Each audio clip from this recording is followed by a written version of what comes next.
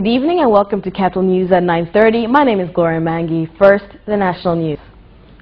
Brazilian energy company Odebrecht has expressed its desire to invest at Stigler's Gorge at Rufiji River in Coast Region to generate 2,100 megawatts to make current power crisis in Tanzania a history. Here are the details. Speaking after visiting the gorge, Odebrecht consultant engineer John Lewis says if the idea is endorsed by the government after feasibility study, implementation of the biggest project in Tanzania will take 5 years to be completed. I think it could solve, when it is started, I presume that in 5 years you can have the first turbine running. Then regularly the other turbine could be in line, and you solve the power problem for Tanzania for at least let's say we are in 2011. The first turbine will work in 2016. So up to 2025 you have a big part of the problem power supply solved for Tanzania. Okay. How much? Rufiji Basin Development Authority, Rubada, Director General Alois Masanja said the project's environment impact had been taken into account, adding that it was high time for Tanzania to utilize its natural resources for development. Water reservoirs for hydropower generation in Tanzania are currently having low water levels, causing power shedding for users of electricity from the national grid. Member states of the East African Community and their stakeholders have been challenged to emulate Tanzania in providing moral and material support to millions of people facing starvation in the Horn of Africa. Here are the details. The challenge was made by leaders of the East African Civil Society Organization Forum when discussing the problem of continued famine in countries of Horn of Africa, which include member states of the East African Community. Despite paying tribute to President Jakaya Kikwete for donating 300 tons of maize to Somalia, leaders of the forum said each country in the region should be touched by the disaster, which, if not controlled, could spread and affect the whole region. About 12 million people in the Horn of Africa are in this problem. They are suffering hunger. They are suffering severe drought that have never happened for 6 years. And it has been a situation that is recurring all the years, which should not be happening. We all know that famine can be prevented. Drought is inevitable, but famine can be prevented. It is a continuation, but we have really expanded now the campaign to be more continental. But in addition to that, even foreign-based individuals and organizations who are currently either working, residing, traveling in African continent should equally contribute. And we feel this is not only the problem of the Kenyans, Somalia and Ethiopia. We feel it's a problem of Africa. And we as Tanzania, we cannot neglect ourselves from that problem. And we need to come together as one and try to solve this problem. Like other East African countries, it is alleged that Tanzania has failed to make rules to enable people to demand their basic rights following inclusion of the Bill of Rights in the country's constitution in 1994. Here's the report.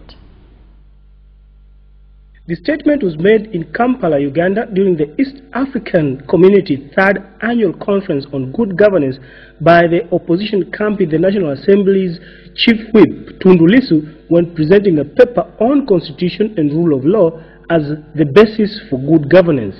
The Deputy Secretary General of the East African Community for Political Federation, Beatrice Kiraso, strongly objected to the idea of strikes and demonstrations as the best way to bring changes, saying it is better for opposition parties and governments to know and respect the position and the right of each side. And that when there is a government, there are some things you do, there are others you don't. There are some things you say, there are other things you don't say the way you want to say them. In the same vein, the government should also realize that as per Constitution, there are some rights that are given to certain groups of people. The right of assembly, the right to demonstrate, yes. But if the demonstrators also go further and start destroying people's property and lives, no, then it becomes a security issue. Tanzania Honorary Council in Canberra, Diadar Musia, has handed over a pre-primary education classroom building at Juhudi Primary School in Temeke, Dar es Salaam, built by Friends of Tanzania in Australia in collaboration with parents of the school. Here's more of the story. Mr. Mercia said in addition to the buildings, which cost more than 20 million shillings, 2 other classrooms were also built by the 2 sides and were handed over last year, and that Friends of Tanzania in Australia will also provide 9 teachers. This year, I'm very proud of the fact that this classroom that we have just completed is a joint venture between the community, which funded the first stage of the construction, and so a family from Western Australia, some friends of ours, that their family decided to pay for the rest of the construction. During the ceremony, the school head teacher and other students said they faced acute shortage of books and desks, with more than 1,000 students forced to sit on the floor, as the school with more than 2,600 pupils has only 312 desks. Zanzibar has signed an agreement with United States company which will construct 5 tarmac roads of 35 kilometers in Pemba Island at a cost of 38.2 billion shillings to be funded by U.S. Millennium Challenge Corporation, MCC. Here are the details through the report. The deal was signed by Zanzibar Minister for Infrastructures and Communications Hamad Masood and Chief Executive Officer of H. Young & Company East Africa Limited, Joseph Schwarzman, in the presence of U.S. Ambassador to Tanzania, Alfonso Lenhardt. The setting of the works in the beautiful Pemba Island, the novelty of working in this environment are all additional challenges for the company and our people. We are very pleased also that the American government, through its Millennium Challenge Corporation, has chosen to finance projects in Tanzania, in particular the upgrading of the North Pemba roads to bitumen standard. Improving these roads would literally link desperate communities with each other. It will also help Pembans to better connect with each other and the entire world.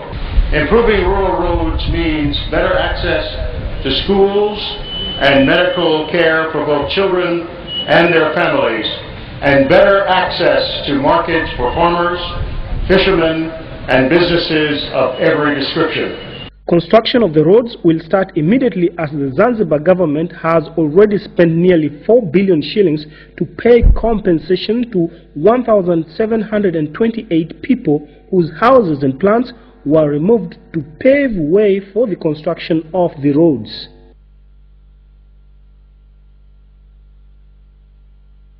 Of Kilombero Sugar Company in Morogoro region has terminated its contract with 1,400 plantation workers who continued with their strike even after the management had offered them a new package. Here are the details.